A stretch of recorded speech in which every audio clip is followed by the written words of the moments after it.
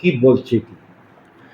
দেখুন, আজকে যে আমরা ফোরকাস্ট ইস্যু করেছি সামনের ৭ দিনের জন্য, তাতে আমরা আজকের দিন বিশেষ করে সাউথ ত্রিপুরা, গোমতী, ধলাই এবং নর্থ এই ৪ টে ডিস্ট্রিক্টে ১-২ জায়গায় ভারী বৃষ্টিপাতের সম্ভাবনা আছে এবং বাকি দিনগুলো মানে আজকের বাদ দিয়ে কাল থেকে এবং কাল থেকে ১১ তারিখ পর্যন্ত আমরা এখনো পর্যন্ত কোনো ডিস্ট্রিক্টে হেভি রেইনফলের সম্ভাবনা দেখতে পাচ্ছি না। তো তার জন্য কোনো ওয়ার্নিং রাখা হয়নি। কেবলমাত্র আজকের দিনের জন্য এই ৪ টে ডিস্ট্রিক্ট যেটা বললাম সাউথ, গোমতী, ধলাই এবং নর্থ এই ৪ টে ডিস্ট্রিক্টে ১-২ জায়গায় ভারী বৃষ্টিপাতের সম্ভাবনা থাকতে পারে।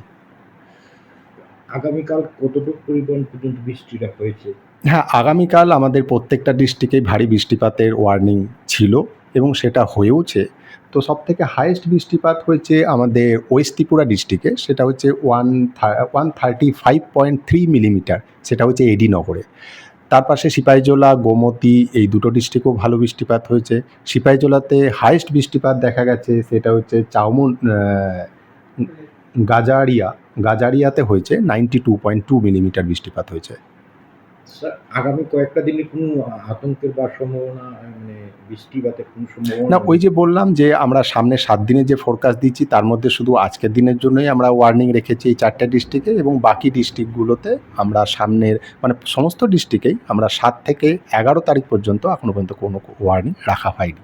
আর যেটাই আপডেট আসবে আমাদের ফোরকাস্ট যেটা হয় সেটা টাইম টু টাইম আপডেট হয়। যদি এরকম আমরা দেখি কালকে কোনো চেঞ্জ হয়েছে তাহলে আপনাদের সাথে শেয়ার করা হবে।